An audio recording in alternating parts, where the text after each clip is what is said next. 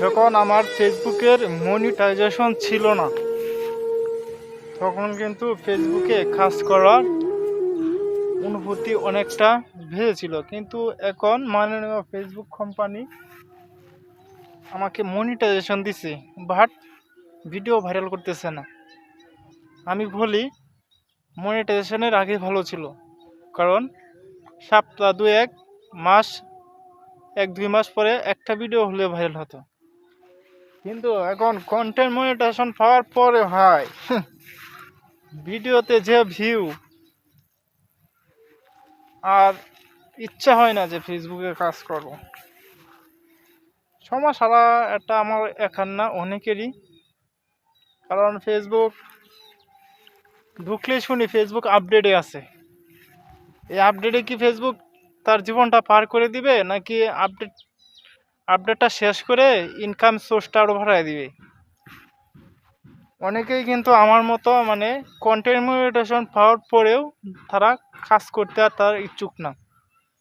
কারণ এখানে যারা কন্টেন্ট মনিটাইজেশন পাইছে তারা কিন্তু 1-2 দিনে পায় না, তারা প্রচুর পরিশ্রম করার পরে তারপর কন্টেন্ট মনিটাইজেশনটা পাইছে।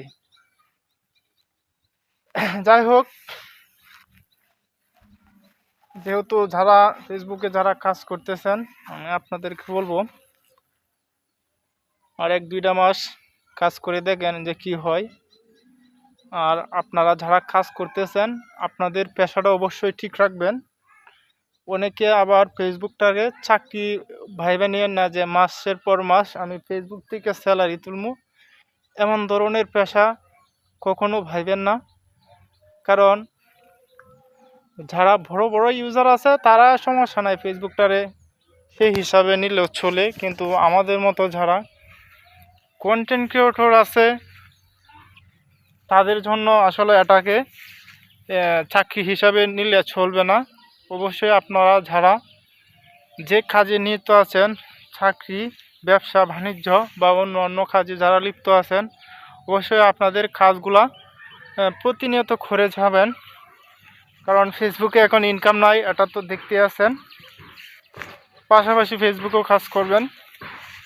আর ফেসবুকের আশায় যদি আপনি নিজের কর্মকে ত্যাগ দিয়ে দেন, তাহলে কিন্তু ভাই লাস্টে বেলা তারপর কপালে নিজে হাত দিবেন, নিজের কপালে। তাই সময় থাকতে আপনার পেশাটাকে আপনি চালিয়ে যান।